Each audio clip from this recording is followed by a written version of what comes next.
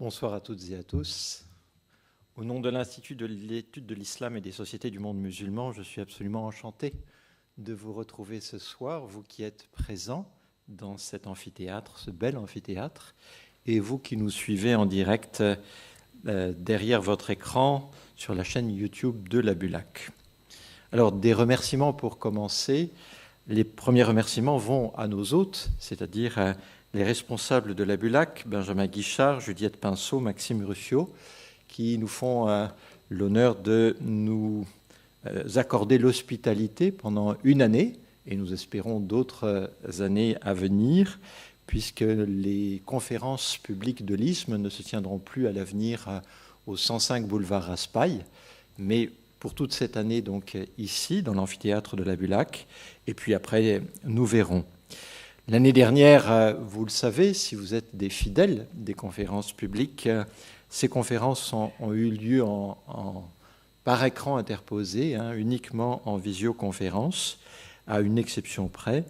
Et donc nous sommes très très heureux de pouvoir avoir ce contact plus immédiat avec vous, même si la nouvelle modalité nous a permis de toucher un public qui n'avait pas la possibilité de venir aussi. Donc le format hybride est finalement l'idéal. Pour ce faire, et derrière cette organisation des conférences publiques, il y a un travail important de plusieurs mois pour la programmation, de plusieurs jours pour l'organisation immédiate, et qui est le fait de Sophie Bilardello, qui est ici présente, et que je salue. C'est elle qui a préparé ces feuillets où vous trouverez l'ensemble des conférences de l'année, le cycle des conférences depuis 2009 jusqu'à nos jours, un résumé de la problématique de cette année-là et de cette année-ci, le thème étant les contre-pouvoirs dans les régimes à référence musulmane. Et puis, à tout seigneur, tout honneur, j'ai le privilège d'introduire le professeur Gabriel Martinez-Grosz, historien, professeur émérite à l'Université Paris-Nanterre. Alors c'est un honneur d'autant plus grand que Gabriel Martinez-Grosz a participé à la fondation de l'Institut d'études de l'islam et des sociétés du monde musulman. Il a co-dirigé l'ISM avec Lucette Valency jusqu'en 2002, de 1999 à 2002. Gabriel Martinez-Grosz est spécialiste du monde musulman médiéval, en particulier de l'histoire politique et culturelle d'Al-Andalus. Ses publications sont nombreuses. Vous pourrez en trouver un certain nombre sur le site de l'ISM. Il a réfléchi à la fois à l'échelle macro et à l'échelle micro. Il a traduit également des ouvrages, notamment Le collier de la colombe d'Ibn Hazm, un des grands penseurs d'Al-Andalus, intransigeant, grand penseur néanmoins.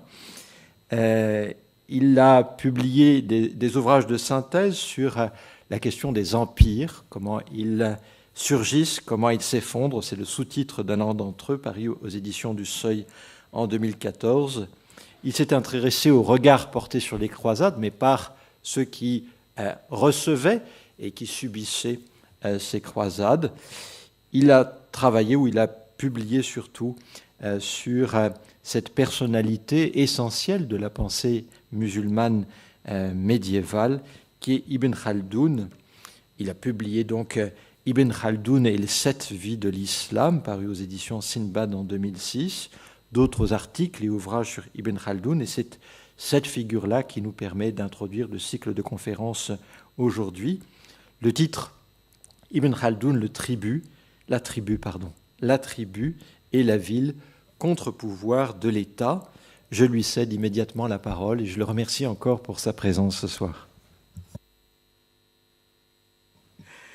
Merci beaucoup. Et moi aussi, je commence par des remerciements. D'abord, effectivement, à la Bulac qui nous accueille avec tant de générosité. Merci pour ce magnifique auditorium, en effet. Merci à vous qui êtes là. Merci à ceux qui nous suivent d'un peu plus loin. Merci à l'ISM, bien sûr. Je suis très honoré, presque ému, effectivement, d'ouvrir le cycle de conférences de l'ISM de cette année. Comme l'a dit avec justesse Dominique Avon, j'ai été associé à la création de l'ISM il y a maintenant plus de 20 ans. Et donc je suis toujours resté assez attaché à cette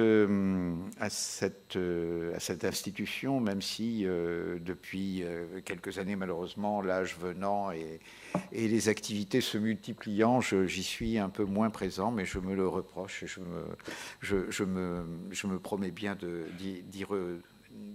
m'y retrouver.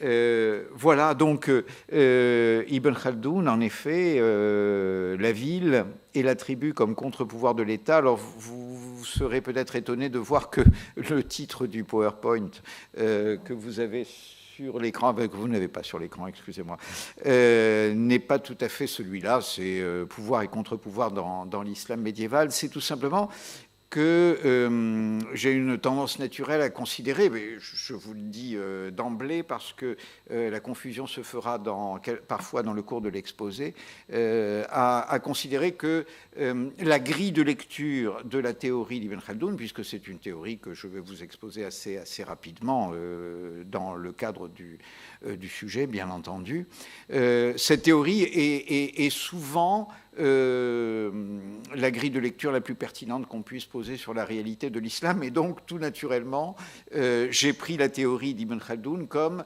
guide dans une réflexion sur pouvoir et contre-pouvoir dans l'islam médiéval. Mais en effet, c'est bien, vous allez le voir, à partir de la théorie d'Ibn Khaldoun, même si elle est un peu élargie, j'ai essayé de l'élargir un peu, que je me suis permis de mener, et que je vais me permettre de mener cette réflexion. Donc voilà, pouvoir et contre-pouvoir, si j'en reprends le sens le plus commun, un contre-pouvoir, c'est un contrepoids ou un frein opposé au pouvoir, qu'il ne cherche cependant pas à remplacer. C'est un point assez important dans nos sociétés, par exemple.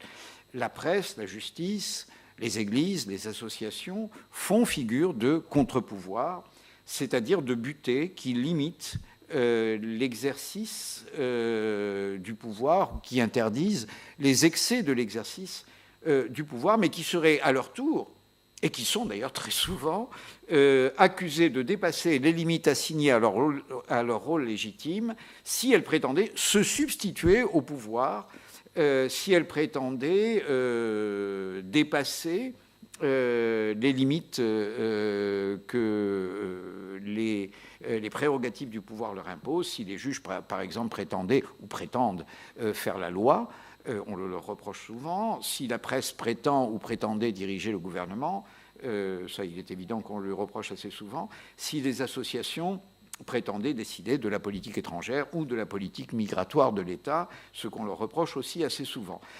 Donc, la définition des contre-pouvoirs exige pratiquement d'abord celle du pouvoir, de son espace de légitimité dont il convient qu'il ne dépasse pas les bornes, mais dont il convient aussi qu'il en protège les bornes contre les contre-pouvoirs. Il convient que les contre-pouvoirs n'empiètent pas sur l'espace du pouvoir. Bon, la chose ne va pas de soi, c'est le moins qu'on puisse dire. Vous voyez bien que mon premier paragraphe est un peu embarrassé. La chose ne va pas de soi dans nos sociétés de droit, mais elle est encore bien plus difficile à préciser dans des sociétés anciennes en général et dans les sociétés impériales, donc dans la société islamique, qui est une des sociétés impériales traditionnelles en particulier. Il faut plutôt laisser de côté les grandes définitions de l'État et d'abord en donner une définition pratique et simple qui va nous servir pour cet exposé. Je vous épargne en effet les définitions plutôt absconses de la philosophie politique ancienne ou récente sur l'État, et j'emprunte ma définition très pratique de l'État à un paragraphe, pas de n'importe qui, il est vrai, un paragraphe de Tocqueville, dans l'Ancien Régime et la Révolution, dans son dernier livre, l'Ancien Régime et la Révolution, qu'il publie en 1854, 5 ans avant sa mort, et que voici. C'est Tocqueville qui parle, bien sûr. J'ai dit, donc c'est Tocqueville qui a dit, j'ai dit ailleurs que l'intendant c'est, sous l'Ancien Régime, c'est le préfet, hein, c'est tout simplement.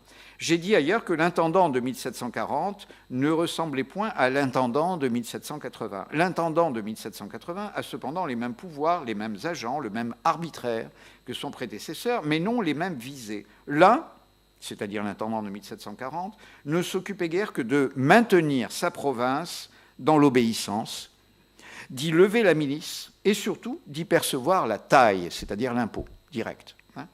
L'autre a bien d'autres soins. Sa tête est remplie de 1000 projets qui tendent à accroître la richesse publique. Les routes, les canaux, les manufactures, le commerce sont les principaux objets de sa pensée. L'agriculture, surtout, attire ses regards. Donc, ce qui est intéressant, c'est que la comparaison, et c'est pour ça que j'ai choisi ce paragraphe, la comparaison que mène Tocqueville nous permet d'abord d'éliminer de nos esprits tout ce que la modernité y a mis depuis un peu plus de 2 siècles à propos de l'État.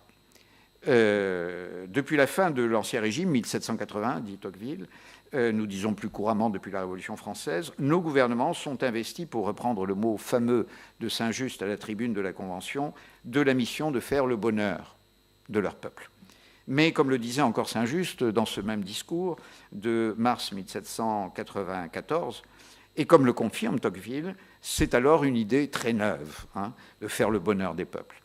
30 ou 40 ans auparavant, en 1740, dit Tocqueville dans ce texte, 1760, dit-il dans d'autres textes, le bon gouvernement consiste simplement à maintenir l'ordre et surtout à lever l'impôt. Hein, tout simplement. L'ordre et l'impôt. Le but n'est pas le bonheur des peuples, mais l'ordre dans le troupeau humain dont le souverain a la charge et qu'il assure par une justice prompte et impitoyable, surtout à vrai dire dans les empires dont nous allons nous occuper, c'est-à-dire dans les empires islamiques. En France, la justice est compliquée. En Europe, en général, elle est compliquée par toutes sortes de contre-pouvoirs déjà. Et cet ordre sert à assurer une imposition, un impôt aussi élevé que le permet la nécessaire survie de la force productive. L'impôt doit être lourd pour marquer la puissance de l'État et du prince, mais il ne doit pas, bien sûr, mener les peuples à la misère, sans quoi son rendement en serait diminué tout simplement. Hein, c'est une question pratique. Donc voilà, d'abord, cette définition de l'État, mon Dieu, où est-il ? On va le retrouver sans doute. Non. Fichier. Bon. Ah, attendez, il doit falloir cliquer dessus, tout simplement. Non. Voilà. Désolé, ça n'a pas fonctionné. Déverrouiller. Ouf, c'est pas très grave, hein. Mot de passe. Non, on n'est pas. On n'y arrive pas. Non. Bon, tant pis, on va s'en passer. C'est pas grave. Donc première définition. L'État selon Ibn Khaldoun. Alors, si j'ai choisi cette... c'est pas bien grave. Hein. Si j'ai choisi cet extrait de Tocqueville, c'est que justement, il est d'accord avec Ibn Khaldoun. Hein. L'État tel que le voit Tocqueville, c'est l'État tel que le voit Ibn Khaldoun au XIVe siècle, 4 siècles auparavant. Hein. C'est assez remarquable. C'est-à-dire que pour Ibn Khaldoun, l'État, c'est tout simplement l'ordre nécessaire à la levée de l'impôt. C'est le point décisif pour Ibn Khaldoun. Donc voilà. Et non, c'est sur le côté. Voilà. Donc l'État chez Ibn Khaldoun, c'est d'abord l'impôt. Hein. Ce qu'il ajoute à Tocqueville, parce qu'il est beaucoup mieux averti évidemment du fonctionnement des sociétés anciennes, alors que Tocqueville est en fait bien plus intéressé par les sociétés modernes d'après la Révolution française, c'est que l'État et l'impôt, ça c'est intéressant, jusque dans l'oppression qu'ils font subir aux populations, parce que c'est une oppression, on va y revenir, les servent. C'est-à-dire que l'État est, chez Ibn Khaldoun, ce que nous appellerions un mécanisme autorégulé. Donc il y a son propre contre-pouvoir, en quelque sorte, qui est son propre contre-pouvoir, qui secrète ses propres contre-pouvoirs en même temps qu'il affirme son pouvoir. Pour Ibn Khaldoun, le but de l'État, c'est de créer de la richesse, hein, de créer de la richesse dans des sociétés agraires qui sont établies pratiquement depuis les débuts de l'histoire, 3000 ans avant notre ère, des sociétés dont la croissance démographique ou économique réelle est très faible, voire nulle, tout simplement. Donc le seul moyen massif de créer de la richesse est de la créer artificiellement, de l'accumuler artificiellement par le moyen d'une contrainte qu'on appelle l'impôt, tout simplement. hein. L'impôt, c'est le moyen fondamental de la création et de la circulation de la richesse. L'État, c'est l'entité qui se donne le droit de lever l'impôt, et le produit de l'impôt est concentré dans la capitale, hein, où il est redistribué par l'élite dirigeante à des hommes de métier, c'est-à-dire des artisans, des marchands, des médecins, des professeurs, des sages-femmes, enfin bon, des hommes de métier, horof, hein, des métiers, des hommes qui, grâce à cet impôt, créent des techniques nouvelles. Plus l'impôt est abondant, plus sa mobilisation surtout est concentrée, c'est-à-dire plus l'impôt est concentré dans la capitale.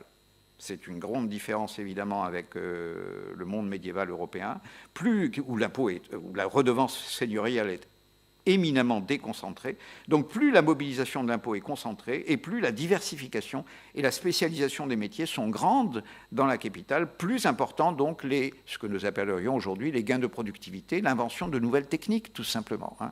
Ces impôts permettent en effet de concentrer à la fois la demande et l'offre, c'est-à-dire les compétences. Et donc, ces métiers, ces hommes de métier, inventent de nouvelles techniques qui se répandent ensuite dans toute la société et qui assurent le seul progrès possible, hein, tout simplement. Dans les villages, chacun fabrique ses propres outils de bois, c'est-à-dire que vous êtes à l'état zéro du progrès et des progrès de la productivité. On trouve des menuisiers dans les petites villes et dans certaines capitales, des charpentiers, voire même parfois dans de rares métropoles, alors évidemment des ébénistes.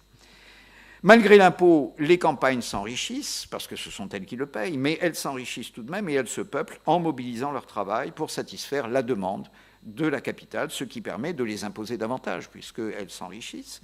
Donc de faire croître d'autant, puisque cet impôt est ramené dans la capitale, de faire croître d'autant la capitale, donc la demande de la capitale, donc d'enrichir davantage les campagnes, puisque cette demande de la capitale, il faut que les campagnes la satisfassent. Donc, de nouveau, on peut augmenter les impôts sur les campagnes, etc. C'est-à-dire que c'est un véritable cercle vertueux qui s'engage grâce au prélèvement brutal de l'impôt. Excusez-moi, il y a toujours, c'est toujours comme dans ces circonstances que les catastrophes arrivent.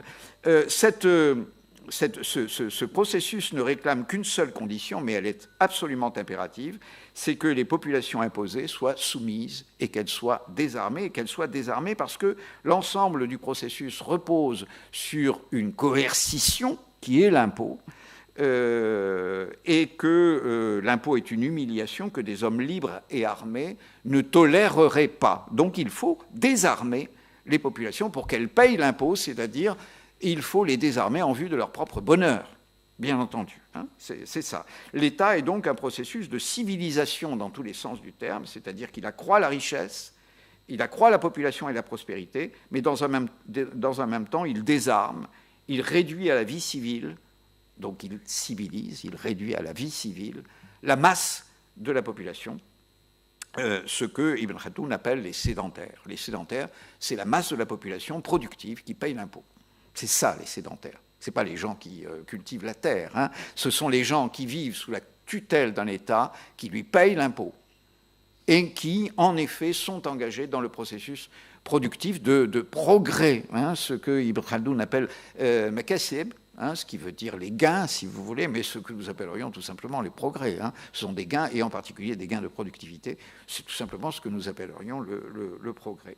Voilà, l'État s'impose par la force, bien entendu, chez Ibn Khaldoun, il le dit très, très ouvertement, mais aussi par l'éducation et par le respect des lois, parce que le respect des lois, c'est l'aveu par ceux qui sont imposés, donc par ceux qui sont désarmés et imposés, c'est l'aveu de la légitimité, de la contrainte de l'État. Hein. Voilà, donc jusque-là tout va bien, mais le raisonnement ne s'arrête pas là. En effet, il y a juste un point qui cloche, si j'ose dire, il y a toujours un point qui cloche malheureusement dans la vie, vous savez bien, c'est que l'État a besoin d'un peu de violence. Il a besoin d'un peu de violence, d'abord pour intimider ses peuples, pour lever l'impôt, et surtout pour garantir son troupeau qu'il a désarmé contre les prédateurs extérieurs. Mais il ne peut pas trouver cette violence ou cette force parmi ses sujets, puisqu'il leur interdit précisément le courage et la solidarité, Et il lui faut donc trouver cette violence ailleurs, cette violence dont il a besoin ailleurs. Ailleurs, c'est-à-dire à ses confins, dans le monde des tribus. Entendons par là cette part de l'humanité qui ne vit pas sous le contrôle d'un État. C'est ce qu'Ibn Khaldoun appelle les Bédouins. Les Bédouins, ce sont ceux qui ne vivent pas sous le contrôle d'un État. Ça n'a rien à voir avec le nomadisme, même si ça inclut le nomadisme, hein, bien sûr. Hein, mais ce sont avant tout ceux qui ne vivent pas sous le contrôle d'un État. Les Kabyles sont des Bédouins. D'ailleurs, leur nom le dit, Kabyl, hein, c'est les tribus. Hein. Ce sont des agriculteurs, mais ils ne vivent pas sous le contrôle d'un État. Donc, ce sont, aux yeux d'Ibn Khaldoun, des Bédouins. Hein. Donc, voilà, il va chercher chez ces Bédouins la violence auprès de cette humanité qui ne paye pas l'impôt, qui n'est ni désarmée, ni désolidarisée. Et donc, l'État, étrangement, puise la violence dont il a besoin dans des groupes humains qui ne lui obéissent pas et qui vivent selon des valeurs et des règles qui sont à l'opposé de celles que l'État impose et qui sont donc par définition un contre-pouvoir.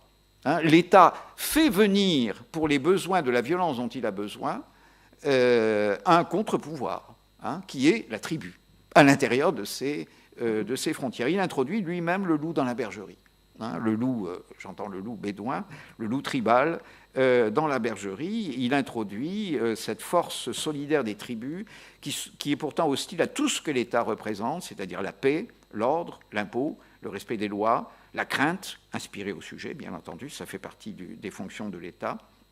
Tout cela, les tribus l'ignorent complètement, et c'est en se fondant sur elles, en se fondant sur cette violence, que la plupart du temps il achète, que l'État se fonde pour assurer la paix, la crainte, le respect des lois, etc. Et donc, c'est cette violence fondatrice qui sert de colonne vertébrale aux fonctions régaliennes de l'État, et qui est pourtant a priori une force de désordre tribal que Ibn Khaldoun appelle la asabiya, sans doute le mot le plus célèbre de la théorie d'Ibn Khaldoun, les solidarités violentes, les solidarités combattantes, hein, bien sûr. Donc l'ordre, c'est très intéressant chez Ibn Khaldoun, hein, c'est pouvoir et contre-pouvoir. L'ordre fonctionne avec du désordre. C'est tout à fait impressionnant, hein. Et ce désordre lui fait contrepoids, hein, contrepoids naturel. La richesse s'accommode de la violence qui la menace sans cesse, bien sûr, hein, ça va de soi, et la levée de l'impôt qui exige le calme se fait sous le contrôle de forces tribales qui sont complètement anarchiques. Et pourtant, le système est une contradiction dans les termes, et c'est ce qui le fait avancer, hein. C'est pour ça que l'histoire avance. C'est que le système est une contradiction dans les termes. Il n'y aurait pas d'histoire s'il n'y avait pas de contradiction dans les termes de la théorie. Et là, d'ailleurs, comme ailleurs, dans le processus économique, l'État spécialise, en quelque sorte, il réserve les fonctions de violence à des groupes très réduits, hein, de guerriers qu'il acquiert dans les sociétés tribales, et au contraire, l'immense majorité, bien sûr, de la population est assignée à des activités productives. Et l'État, c'est ça. C'est d'abord cette spécialisation d'une toute petite minorité à des fonctions de violence qui permet de débarrasser l'immense majorité du problème de la violence. Ce n'est plus son problème. Elle l'a subi, mais ce n'est plus son problème. Hein ? Elle est totalement exclue, privée de violence, et en même temps exempte de violence, si vous préférez. Si vous préférez le côté positif, elle est exclue, elle est exempte de violence. Si vous préférez le côté négatif, elle est privée de violence. Elle n'y a pas droit. Hein. Donc voilà, l'apport nécessaire de la violence à l'État peut se faire par l'achat. On achète la violence. Ibn Khaldoun a fait ça toute sa vie, tant qu'il a été au Maghreb. Il a acheté de la violence auprès des tribus arabes, c'était son métier. Pour les cours de Tlemcen, de Fès, de Bougie même. Ou bien, la violence peut arriver sous l'aspect, sous la figure de l'invasion. Hein, parce que, attirés par la richesse et le désarmement du monde sédentaire, les Bédouins voisines de ces frontières se regroupent pour donner l'assaut. Et voilà, dans ce cas, effectivement, ça revient au même, hein, du point de vue de la gestion de l'État, il y a de la violence qui entre. Et avec cette violence, l'État gère la non-violence absolue, dont il est le représentant, la pacification absolue, qui est son exigence. Alors donc, voilà, par définition, dans le monde impérial, c'est un point évidemment important, islamique comme chinois, d'ailleurs le plus souvent, le cercle dirigeant de l'État vient du monde des tribus. C'est important. Hein. Il est étranger aux populations sédentaires qu'il domine, qu'il protège, qu'il exploite. Et donc l'équilibre ou le déséquilibre, si vous préférez, fondamental de la société est là. Ceux qui gouvernent, et qui sont une infime minorité violente, ne sont pas du même peuple que leurs sujets. L'État est profondément, comme on dit de nos jours en termes distingués, alloctone, c'est-à-dire qu'il vient d'ailleurs. Hein.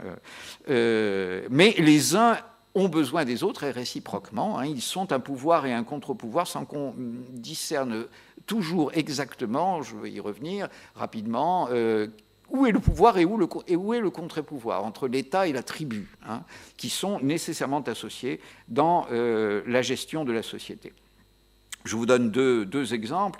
En Égypte ou en Syrie au XVe siècle, 10 000 mamelouks à peu près, hein, 10 000 mamelouks turcs, entre guillemets, hein, ou supposait-elle, parce qu'en fait, ils viennent de toutes les origines, en tout cas étrangers à la population arabe de l'Égypte et de la Syrie, gouvernent 6 à 7 millions d'autochtones. Vous voyez le rapport, hein, de population, c'est 10 000 contre 6 millions. En Inde, à la fin du XVIIe siècle, dans l'Empire moghol, environ 200 000, évidemment les dimensions ne sont pas les mêmes, c'est l'Inde, hein, 200 000 soldats et administrateurs qui sont pour l'essentiel persans, turcs, c'est-à-dire ouzbeks, et afghans, pour l'essentiel, gouvernent environ 100 millions de sujets indiens. 200 000, 100 millions. 1 pour 500, à peu près, hein, vous voyez. Les proportions sont d'ailleurs à peu près les mêmes dans le Raj britannique, un siècle et demi plus tard, hein, au moment de la révolte des Sipahs en 1857. Environ 240 000 soldats de l'East India Company contrôlent presque 200 millions de sujets indiens. Là, c'est presque 1 pour 1000. Hein. Les Anglais sont simplement, évidemment, et c'est la clé de leur succès, la nouvelle tribu qui se substitue aux Turcs et aux Afghans dans le gouvernement de l'Inde, hein, tout simplement. Donc, voilà, premier, c'est le pouvoir et contre-pouvoir, mais ces pouvoirs et contre-pouvoirs ne sont jamais dans une situation stable, car l'État est constamment, c'est le petit paragraphe suivant, est constamment en train d'expulser sa violence, c'est-à-dire qu'il est constamment en train d'expulser la tribu dont il a pourtant besoin pour gouverner. Car, fondamentalement, le processus fondateur de l'État, hein, et majeur de l'État, c'est la pacification. Hein, L'État est profondément pacifique. L'Empire est profondément pacifique, puisque j'ai souvent préféré le mot d'Empire à celui d'État dans les livres que j'ai pu écrire. Cette situation, en effet, d'équilibre entre État et tribu est une situation instable, hein, constamment instable, constamment mouvante, car en effet, dès lors que la tribu l'a emportée, qu'elle est au pouvoir, que les talibans, si vous voulez, sont entrés dans Kaboul pour aller vite, hein, pour vous donner un exemple contemporain, dès lors que la tribu s'est emparée des fonctions militaires et de la souveraineté dans l'État, l'appareil sédentaire de l'État, son administration civile, son administration financière en particulier, mais aussi ce qu'on pourrait appeler son appareil culturel, ses maîtres, ses élites, deviennent un contre-pouvoir des barbares au pouvoir. Hein, c'est inévitable. Et je ne doute pas que, puisque l'arrivée au pouvoir des talibans est un schéma khaldounien absolu, enfin, je veux dire, on ne peut pas trouver schéma plus khaldounien, ils ne l'ont pas lu, mais lui, il les a compris avec quelques siècles d'avance. Je ne doute pas que cela se produise. Et ainsi, très étrangement, le cœur de l'opposition dans l'histoire des premières générations des dynasties vient souvent du palais. Le premier opposant à la tribu dominante, c'est le palais. Pourquoi ? Parce que, devenu roi, le chef de la tribu prend le parti de l'État en désarmant sa propre tribu ou en travaillant sourdement à l'érosion du pouvoir de sa propre tribu, qui est désormais le principal obstacle à la levée tranquille de l'impôt. Car la tribu, c'est la violence, et l'impôt, c'est la paix. Et donc, pour lever l'impôt, il faut de la violence, mais il faut éliminer la violence. C'est un de ces paradoxes constants que vit l'État et la société khaldounienne. Et en outre, les solidarités de la tribu sont rongées par le mode de vie sédentaire, c'est-à-dire par le mode de vie de l'État, de la société étatisée dans laquelle vit désormais la tribu, l'État, en effet, prend en charge l'armée, la justice, la police, l'assistance publique même, tout ce à quoi servaient les solidarités tribales dans la situation bédouine, ce qui rend ces solidarités tout simplement inutiles. Le fonctionnement de la société sédentaire et donc la volonté politique du souverain d'affaiblir sa propre tribu convergent pour abolir les solidarités de la tribu, ce que Ibn Khaldoun donc appelle la rasabiya, et en général, dit-il, 3 générations, 4 générations suffisent, c'est-à-dire les fameux 100 à 120 ans, pour qu'il ne reste rien des solidarités et donc de la force de la tribu. C'est en gros le schéma, pour faire simple, de la courbe de l'empire arabe islamique, où la puissance initiale des Arabes est rongée par les califes, d'abord les califes omeyyades, puis surtout les califes abbassides, et leurs serviteurs chrétiens sous les omeyyades, et surtout évidemment persans sous les abbassides. Ce sont les vizirs persans qui peu à peu mangent la rasabiya des Arabes jusqu'à la tuer, disons fondamentalement pour Ibn Khaldoun, au IXe siècle, avec le règne d'Al-Mamoun, d'Al-Mu'tasim et d'Al-Wasek.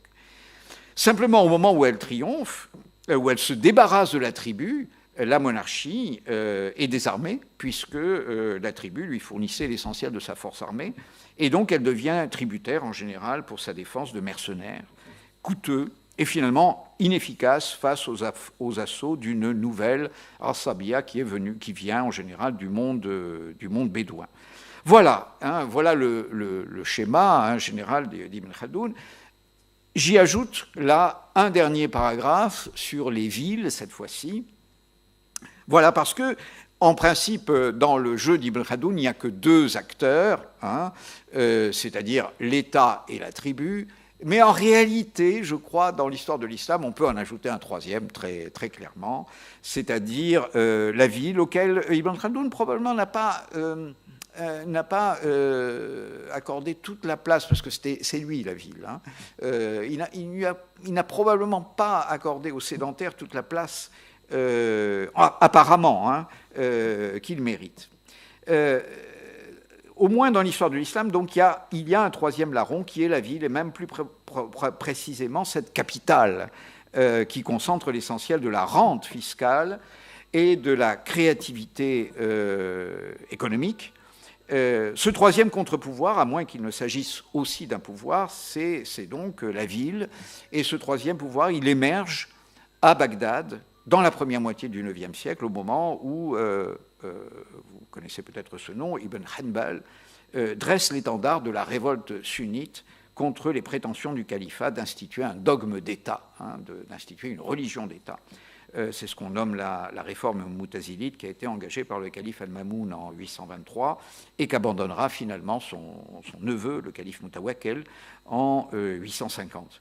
La longue agitation populaire de la plèbe et des hommes de religion bagdadiens a donc eu raison sur un point décisif de la volonté du pouvoir d'État. Le point décisif, c'est tout de même la naissance du sunnisme, c'est la définition de la religion musulmane telle qu'elle est aujourd'hui pratiquée par 85% de la population musulmane du monde.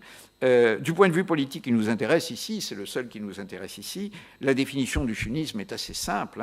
Le sunnisme, c'est qu'aucune autorité humaine vivante, ni le calife, qui est pourtant parent du prophète, ni a fortiori les souverains moins légitimes qui le suivront, comme les sultans turcs, ni surtout celui que les chiites appellent leur imam, et qui descend directement de Mohammed et Ali par Al-Hussein, aucun de ceux-là n'a le droit ou n'a de privilège particulier dans l'interprétation du Coran ou dans l'élaboration de la loi. C'est ça, la fameuse sharia.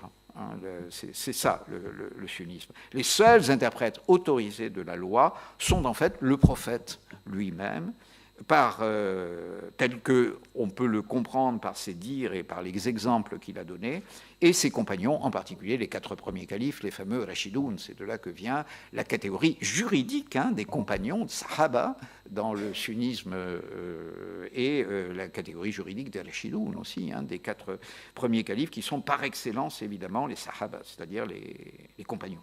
La loi, on pourrait dire plus largement le cœur de la religion, est donc totalement retiré au pouvoir par le sunnisme, au pouvoir du souverain. Et donc, par exemple, à la différence de l'empereur de Chine, à la différence des souverains d'Occident, à la différence de l'empereur romain, les souverains de l'islam ne font pas la loi. Ne font pas la loi.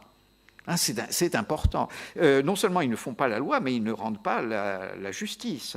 La loi est élaborée, d'après l'exemple du prophète et des compagnons, par un corps de savants, ce qu'on appelle les oulémas, sur lesquels le pouvoir n'a pas de prise légale. Et le calife ne peut pas, comme le fait Louis XV dans l'affaire Calas, il ne peut pas appeler en son conseil un cas judiciaire pour le trancher à la place du Qadi, comme donc Louis XV le fit pour l'affaire Calas, parce que toute justice en France est rendue au nom du roi. Donc le roi peut directement se saisir de n'importe quelle affaire. Le calife, non.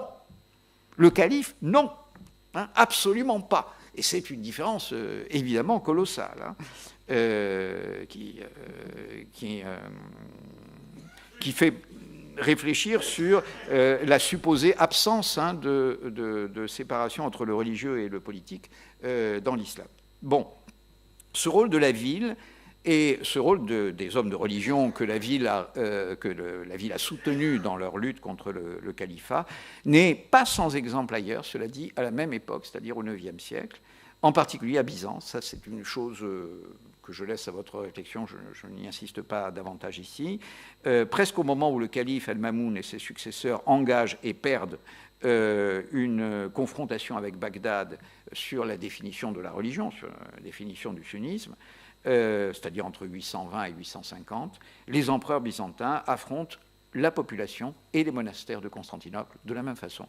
Dans le dernier grand épisode de ce qu'on appelle la crise iconoclaste, c'est-à-dire la crise de la destruction des images du Christ et de la Vierge, et Al-Mutawakil cède à la population et aux hommes de religion de Bagdad en 850, et c'est 7 ans auparavant seulement que l'impératrice Irène avait cédé au monastère de Constantinople sur le fait qu'on avait le droit de représenter les images du Christ, Pantocrator bien sûr, du Christ Tout-Puissant, et de la Vierge.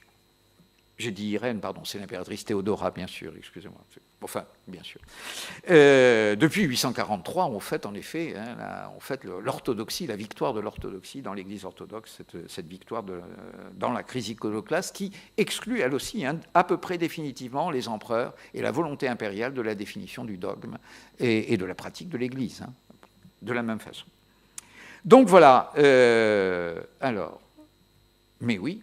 Une fois qu'on a situé les acteurs, on va maintenant voir le jeu très rapidement, beaucoup plus rapidement en fait, effectivement. Bon, pourquoi ce contre-pouvoir urbain en Méditerranée orientale, d'abord romaine ou byzantine si vous préférez, puis islamique, et pas par exemple en Occident? Vous n'avez pas l'équivalent dans l'histoire de l'Occident. Bien sûr, évidemment, d'abord, il y faut des grandes villes, des métropoles, dont l'Empire romain et l'Empire islamique ont le monopole, si on compare à l'Occident, bien sûr. Des métropoles qui sont pour leur temps gigantesques. À leur sommet, au IIe siècle de notre ère, Alexandrie, Antioche atteignent déjà sans doute les 300 000 habitants. Rome, entre 500 000 et 1 million d'habitants, et Bagdad à l'apogée abbasside du IXe siècle, sans doute un peu moins que Rome, si j'en crois l'excellent Hugh Kennedy, que je vous recommande si jamais vous voulez vous instruire sur l'histoire générale de l'Empire abbasside. Selon lui, Bagdad, c'est probablement entre 4 et 500 000 habitants. Mais il faut autre chose que le nombre, une chose que nous avons déjà d'ailleurs largement mentionnée entre la ville et le pouvoir, qui est la fracture ethnique entre la population et le pouvoir, puisque ce pouvoir, il est alloctone, il vient d'autres peuples, bédouins, tribaux, qui ne sont pas la population de la capitale. Peter Brown, qui est probablement le meilleur spécialiste de l'Antiquité tardive, n'a probablement jamais lu Ibn Khaldoun, parce que, évidemment, les spécialistes de Byzance n'ont pas l'habitude de lire la littérature sur le monde arabe, qui n'a évidemment aucun intérêt à leurs yeux. Mais Peter Brown Ibn Khaldoun, en tout cas, pourrait absolument souscrire à l'image de l'Antiquité tardive, de l'Empire romain entre 200 et 500, que donne Peter Brown. La division fondamentale, dit Peter Brown, ne passe pas dans cet Empire romain tardif entre 200 et 500 de notre ère, ne passe pas entre l'Est et l'Ouest de l'Empire, qui sont effectivement déjà divisés, ça ne passe pas entre les villes et les campagnes, ça ne passe même pas entre les riches et les pauvres. Ce n'est pas la division fondamentale. Pour Peter Brown, le clivage le plus décisif à partir du IIIe siècle, à partir de l'an 200, oppose les vieilles terres méditerranéennes de l'Empire romain, qui sont centrales dans l'histoire du monde civilisé d'alors, où se concentrent toutes les métropoles, c'est-à-dire Rome, Alexandrie, Antioche, Pergame, Carthage, etc. Enfin, il n'y a pas tellement d'etc. Enfin, c'est les principales. Ça, d'une part. Et d'autre part, les périphéries de l'Empire, qui sont encore largement tribales, la Syrie intérieure, le sud de l'Égypte, la Gaule du Nord, la Gaule belgique essentiellement, et surtout les Balkans. À l'intérieur de l'Empire, le monde méditerranéen livre ses productions, son luxe, ses intellectuels, bref, le monde méditerranéen, c'est les sédentaires. Et les périphéries donnent les soldats et les empereurs. Donc les périphéries, ce sont les Bédouins. Vous avez une description absolument chaldounienne du monde romain d'entre 200 et 500, et bien que c'est encore mieux, puisque Peter Brown n'a visiblement jamais lu Ibn Khaldoun, il n'en a donc pas été influencé, et donc sans en être aucunement influencé, il retrouve totalement la division selon Ibn Khaldoun. Voilà. Et donc, dans une réflexion très proche de celle d'Ibn Khaldoun, Peter Brown note d'abord la faiblesse, la pusillanimité de l'Empire, ça c'est une des grandes caractéristiques des États sédentarisés, dit Ibn Khaldoun, la crainte de l'Empire face aux barbares. Les barbares ont peur de l'Empire parce que les armées sont bien organisées, ça brille, toutes les bottes sont bien cirées, les avions sont nettoyés, ça fait un bruit fantastique quand ça décolle, etc. Mais en fait, le plus important, c'est que les sédentaires qui sont dans leurs avions ont beaucoup plus peur des barbares que les barbares n'ont peur des sédentaires. C'est-à-dire que les aviateurs ont beaucoup plus peur des talibans que les talibans des aviateurs, surtout maintenant. Bon, je passe sur ces considérations contemporaines sur lesquelles on pourra revenir si vous voulez. Donc, l'Empire se garde d'affronter les barbares. La plupart du temps, il les paye pour éviter l'invasion. Et pour cette raison même, l'impôt, bien plus encore que l'armée qu'il est supposé nourrir, est la dernière arme de l'Empire, et en particulier la dernière arme de Rome face aux barbares. Mais cette situation ressoude étrangement les sédentaires, du fait surtout qu'ils sont soumis à un prélèvement fiscal de plus en plus lourd, qu'ils soient riches ou pauvres. C'est pour ça que la division essentielle n'est pas entre riches et pauvres. C'est la division entre l'ennemi véritable, qui est l'État, tout simplement. L'État et l'impôt. Le collecteur d'impôts, et dans une mesure à peine moindre le militaire, parce que c'est lui qui bénéficie de l'impôt alors qu'il est incapable de défendre en réalité l'État. Et donc l'extrême sédentarisation de l'Empire, son affaiblissement guerrier, étrangement, rendent toute son importance au contraste du bédouin et du sédentaire, sous prétexte de sauver l'Empire des barbares. La barbarisation de l'armée, l'emploi de plus en plus nombreux dans l'Empire romain de barbares, installe les barbares au centre de l'État et leur livre les richesses des sédentaires qu'ils sont supposés défendre. Donc, c'est ça la division essentielle. Il n'y a ni riche ni pauvre face à la violence du soldat. Parce que la violence du soldat, finalement, épargne plutôt le pauvre et tape sur le riche, parce que le riche, il a une bourse. Mais que vous soyez riche ou que vous soyez pauvre, l'essentiel, c'est que vous êtes écrasé sous la botte du soldat, ou plutôt sous la sandale cloutée du soldat romain, sous la caracalla, puisque c'est le nom de la sandale en question, un des noms du soldat romain. Donc voilà.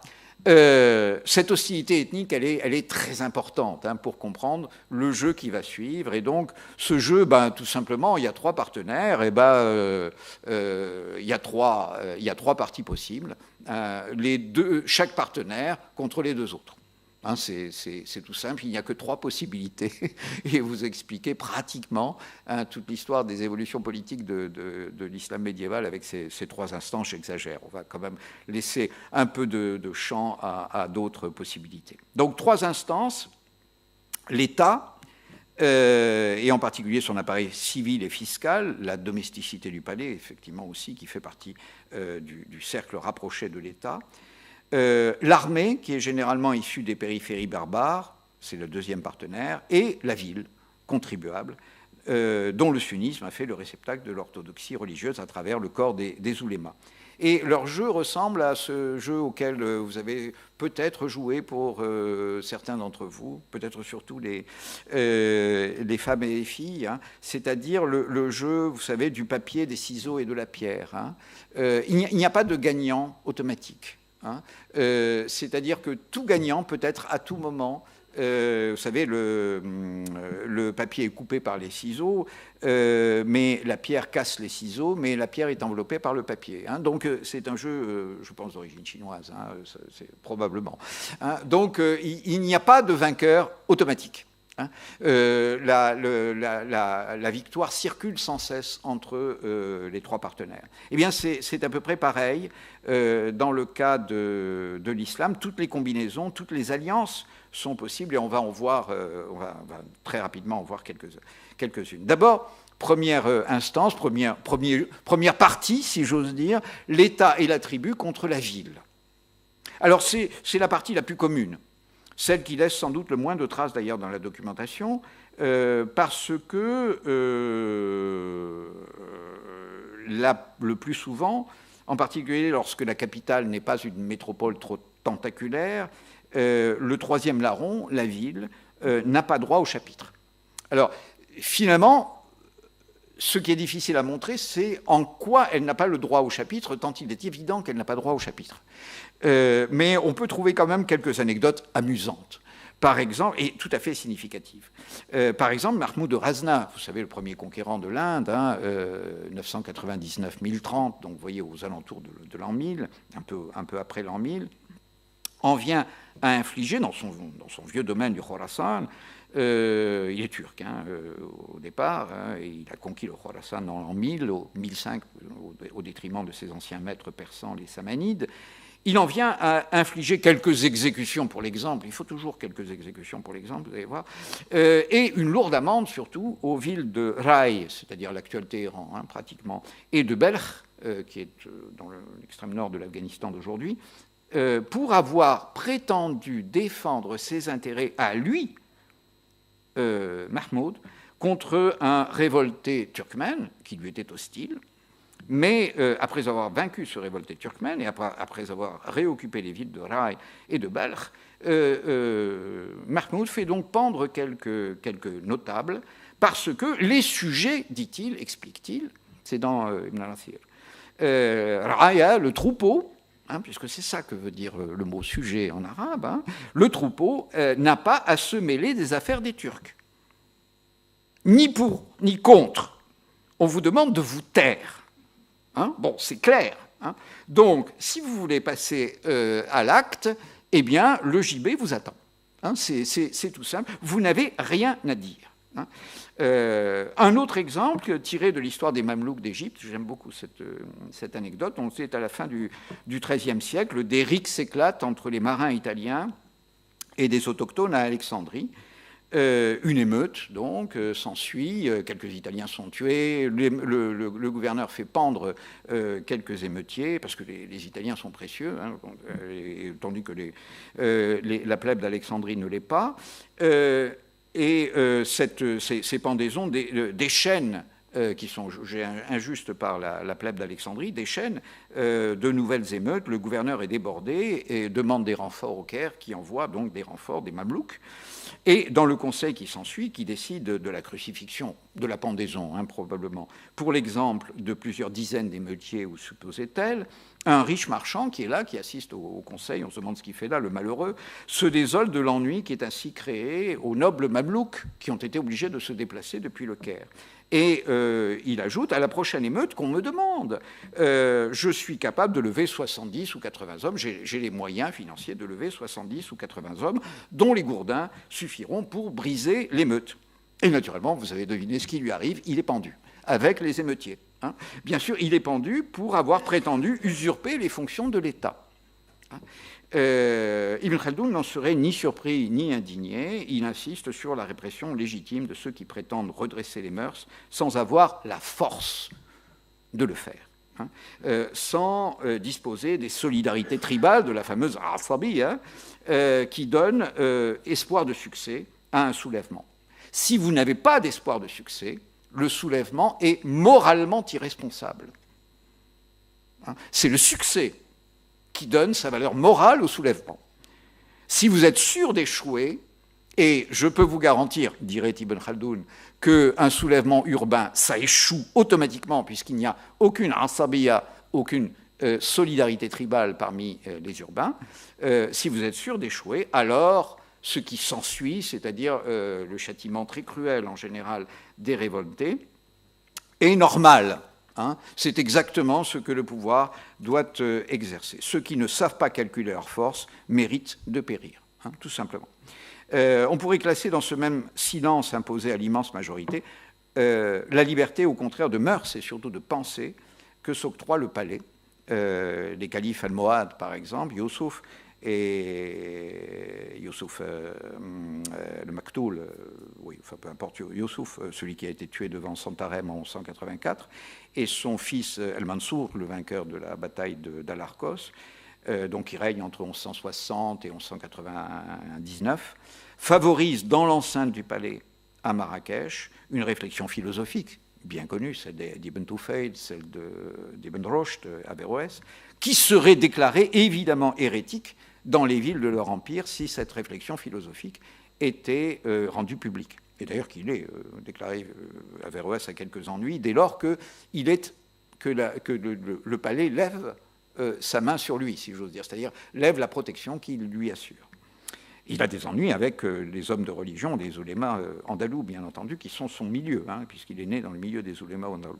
Très loin de là, et très longtemps après, l'empereur moghol Akbar, dans la deuxième moitié du XVIe siècle, pratique et entretient à l'intérieur de son palais une religion qui n'a qu'un lien assez distant, il faut bien le dire, avec l'islam, tandis que militairement, à l'extérieur du palais, il étend la domination de l'islam sur tout le sous-continent. Voilà. Ça, c'est le premier schéma. C'est la ville n'a rien à dire. Hein, la tribu et la ville, la force et le palais sont ensemble contre la ville. Bon, deuxième schéma, l'État et la ville contre la tribu. C'est un schéma systématique puisque le pouvoir est le plus souvent d'origine bédouine, proche ou lointaine, et qu'il a puisé dans ces terres reculées, d'où il vient, des vues islamiques assez hétérodoxes en général. Hein. En tout cas différentes de celles de l'islam urbain, qui sont considérées comme orthodoxes. Donc, le palais qui a pour but, on l'a dit, d'éroder, selon la théorie d'Ibn Khaldoun, d'éroder la force de la tribu, est naturellement allié aux oulémas urbains, qui ont pour but de ramener l'hétérodoxie de la tribu à l'orthodoxie.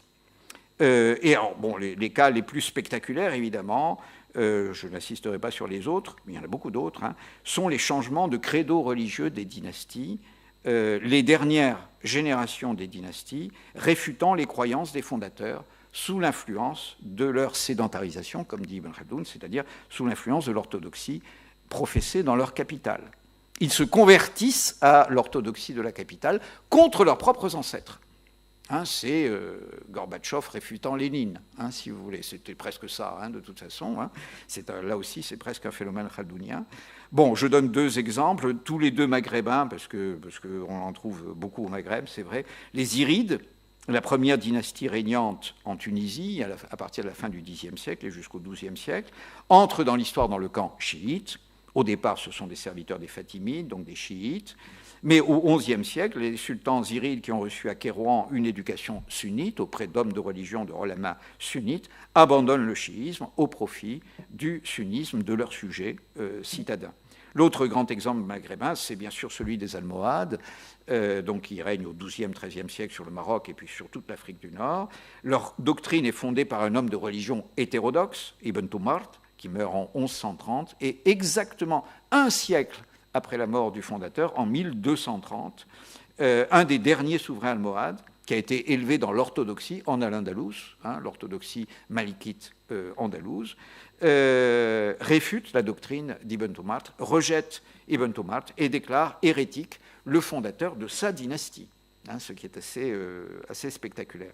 Alors même si les évolutions sont plus lentes, plus douces, au point que certains les oublient purement et simplement, il faut rappeler que de la même façon, les Abbassides sont nés dans le camp chiite. Au départ, les Abbassides, c'est une branche du chiisme, avant de se proclamer les champions de la cause sunnite assez tardivement, finalement, plutôt au Xe siècle, voire même au XIe, lors d'une fameuse cérémonie où à partir du moment où ils sont menacés dans leur pouvoir par les Fatimides chiites. Donc voilà, on pourrait encore choisir l'exemple ottoman. Au départ, la confrérie d'où sont issus les Ottomans est très probablement une confrérie chiite, la confrérie Bektashi est très probablement une confrérie chiite. Et évidemment, devenus sultans, les Ottomans seront d'ardents persécuteurs du chiisme, comme vous le savez.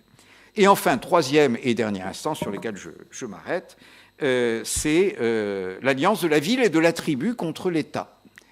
L'alliance de la ville et de la tribu contre l'État parce que l'État est accusé d'incompétence ou d'hérésie. Voilà.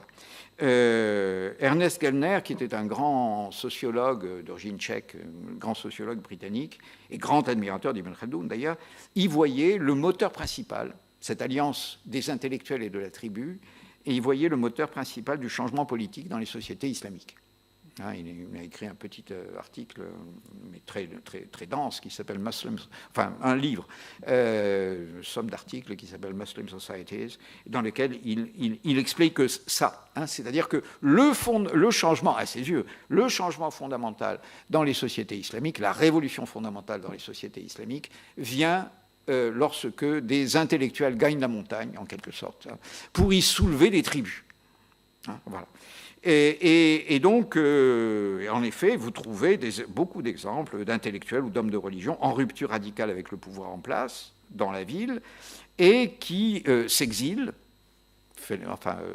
schéma, modèle de l'hégire, bien sûr, c'est l'exil, et qui réussissent à intéresser à leur cause des tribus, puis à les lancer à l'assaut de la ville impie, bien sûr. C'est le cas, par exemple, des Almoravides, bien sûr, qui sont appelés par les hommes de religion andalous à renverser le pouvoir des rois des taïfas à la fin du XIe siècle, et à prendre la défense de la péninsule ibérique face aux chrétiens, parce que c'est ça qu'on reproche aux rois des taïfas, à la fois une imposition très lourde et illégale, et puis surtout le fait que les rois des taïfas sont incapables de résister aux chrétiens.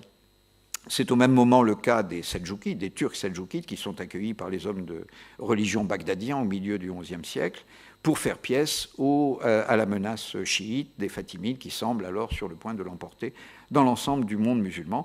Mais à l'inverse, c'est aussi la clé de beaucoup de succès hétérodoxes, bien sûr. Ainsi, les Fatimides eux-mêmes, dont la dynastie émerge au Maghreb au début du Xe siècle, grâce au soutien d'une tribu kabyle. C'est une tribu kabyle qui a été convertie à la cause du chiisme par un missionnaire chiite.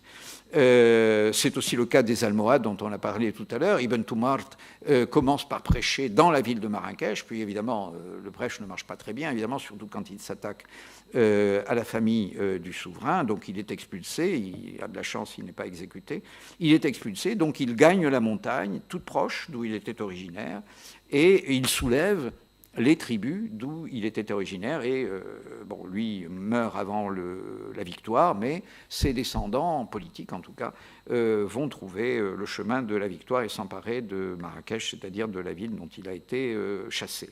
Voilà, donc, en gros, vous avez trois 3 instances et 3 figures du jeu, hein, en quelque sorte, 3 configurations du jeu dans l'islam, et c'est donc là-dessus, sur ces 3 configurations, que je vais m'arrêter. Voilà.